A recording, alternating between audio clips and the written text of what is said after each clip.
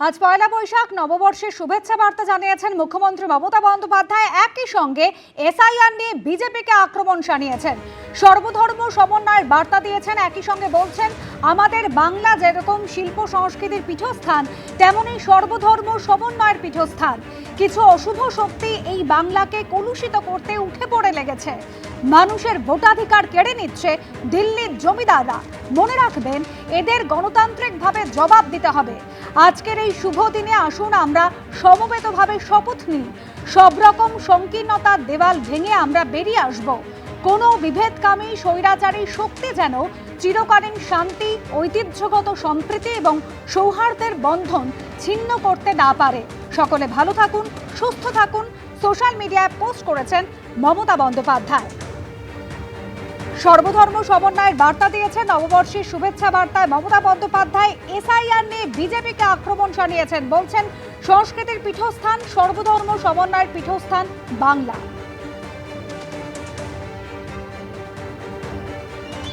শুভ নববর্ষে সকলকে শুভনন্দন জানাচ্ছি। সবাইকে অনেক অনেক নমস্কার। ভালো থাকবেন সকলে। বাংলার একটা ঐতিহ্য, বাংলার একটা গরিমা আছে। এটা আমাদের বাংলার নববর্ষ এবং সাথে সাথে অনেক রাজ্যেরও নববর্ষ আছে।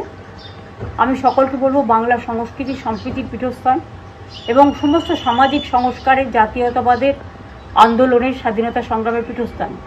বাংলা সংস্কৃতির পীঠস্থান, বাংলা সর্বধর্ম সমন্বয়ের পীঠস্থান, সংহতির পীঠস্থান। সব ধর্ম, বর্ণ, জাতি বিশেষে সব মানুষ ভালো থাকুন, সুন্দর থাকুন। আর তৃণমূল কংগ্রেস সরকার আপনারা দেখেছেন, কেন্দ্রীয় বঞ্চনা সত্ত্বেও আমরা প্রায় 105টা সোশ্যাল স্কিম করেছি, জন্ম থেকে মৃত্যু অবধি সব মানুষের জন্য। আগামী দিনও সব মানুষ যাতে ভালো থাকে, সেটা দেখাই আমাদের আসল উদ্দেশ্য। দিল্লির জমিদাররা অনেক অত্যাচার করছে, ভোট কাটছে, অনধিকার প্রয়োগ করছে এবং বিজেপি ভ্যানিশ ওয়াশিং মেশিন সব এজেন্সি দিয়ে বাংলার ওপর জুলুম অত্যাচার করছে। এই অত্যাচারের বদলা নিন। আপনাদের কাছে অনুরোধ, আপনার একটা ভোট দয়া করে দিন। আমি নিজে এখান থেকে সুপ্রিম কোর্ট পর্যন্ত গিয়ে 32 লক্ষ বাদ দেওয়ার নামকে আমরা সুপ্রিম কোর্টের সাহায্যে তুলতে পেরেছি। বাদবাকিও যারা আছেন, নিশ্চয়ই আজ নয় কাল তাদের নামও কোনোভাবে উঠবে, যেহেতু ট্রিব্যুনাল চলছে। তাই আসুন, আমরা দাঙ্গা নয়, রক্ত নয়, সন্ত্রাস নয়, অত্যাচার নয়। ওরা অনেক চমকাচ্ছে দিল্লি থেকে, কোনো চমকানি নয়। আসুন আমরা নতুন ভোট নিয়ে আসি, শান্তি সম্প্রীতির বার্তা দিয়ে, সংস্কৃতির বার্তা দিয়ে, সকলকে ভালোবেসে।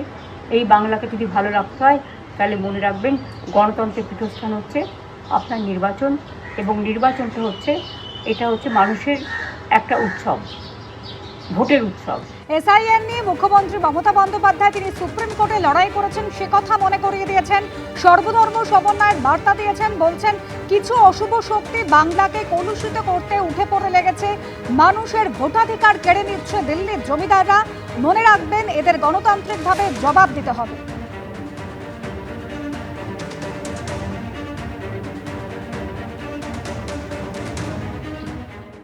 এবিপি আনন্দ, এগিয়ে থাকে, এগিয়ে রাখে।